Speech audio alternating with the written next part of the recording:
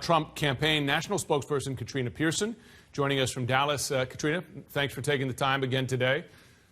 Thank you, Jim. So, Mr. Trump attacking President Clinton this morning for his affair with Monica Lewinsky, also mentioned Paula Jones. President Clinton, though, is not running for office. His wife is. Why is that attack, why is that a fair game? Well, I don't necessarily call it an attack. It's more of a response to Hillary Clinton bringing up sexism, which is what she plans to do on any Republican that's running against her next year. And I think it is fair game. We're talking about a previous president, a president that has many issues with women. So if Hillary Clinton wants to run with this war on women tactic and calling Mr. Trump a sexist, he's going to defend himself. Well, explain to me exactly how Hillary Clinton is playing the woman's card. We hear that from Mr. Trump all the time. Explain to me what exactly he means by that. Well, she called him a sexist outright, number one. And number two, she did it to Bernie Sanders when he talked about people yelling loudly. And she says, well, when a woman speaks, they call it yelling loudly. She's been playing that game since the very beginning, Jim. But why is that playing the women's card? You know, he has made comments, as you know, that many women have taken as offensive, whether we're talking about the comments about Carly Fiorina's face and others. Why is that a politically motivated response? A lot of women who aren't politicians have said the same thing. Well, for two reasons. The first reason is Hillary Clinton knows Mr. Trump and knows that he's not a sexist or a racist or a bigot, but yet she still launches those attacks against him. But secondly, he hasn't been sexist and trying to silence women. He speaks his mind and speaks the truth. And if she wants to call that sexism, she's going to have to defend her own reasons for helping her husband hide blatant sexism. You say Mrs. Clinton knows Mr. Trump well, and this is well documented. They've had a lot of interactions, including at least one wedding attended together. BuzzFeed News just found this blog post from Donald Trump in 2008. We'll put that up on the screen. Writing on his Trump University site, Trump said, quote, "I know Hillary, and I think she'd make a great president or vice president." So what's changed since 2008?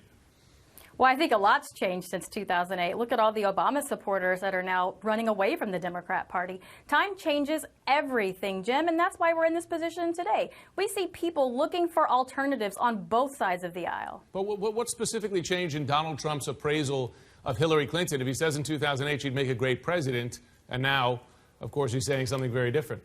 Well, if you look at what he's been saying about her now, she's been an absolute disaster. She has proven that she can't handle her job as Secretary of State. That was a failure on a number of issues.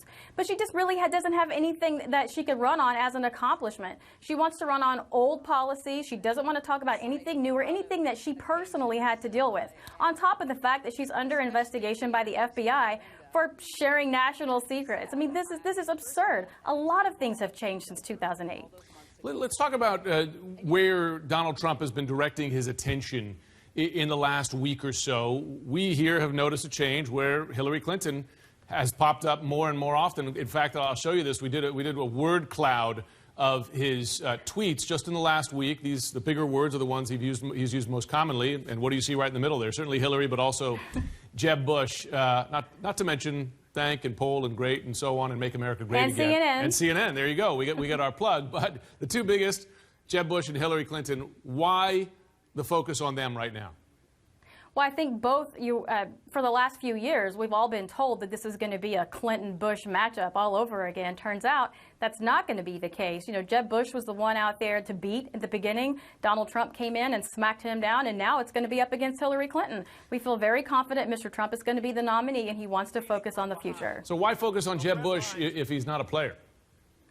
Well, most of it's responding to Jeb Bush at this point. But beforehand, when Mr. Trump entered the race, it was all about Jeb Bush. You're talking about people in the party telling him he needs to get out of the race, telling him he's not a Republican. He's the one that's been bullied this whole time, not Hillary Clinton.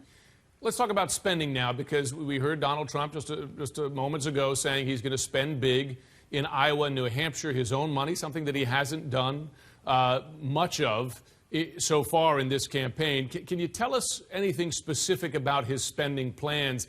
For instance, has the campaign bought airtime? I don't know if they've done it yet, but they are definitely planning to spend money in Iowa. And this is normal. We're going into the caucus, and Mr. Trump really wants to get, his vision out there. But more importantly, Mr. Trump's support is solid. This is more to talk to those people who are still undecided. A lot of people in Iowa don't make that decision until they get to that caucus. And so that's really a play for the people that haven't really committed yet. You know the perception out there, and this is the last one we'll have time for, that the reason he's spending now is he's worried that Ted Cruz's numbers are rising in Iowa. He wants to maintain the lead. How do you respond to that? No, absolutely not. Mr. Trump is not worried at all in Iowa. We do have significant support in Iowa and a great team in Iowa.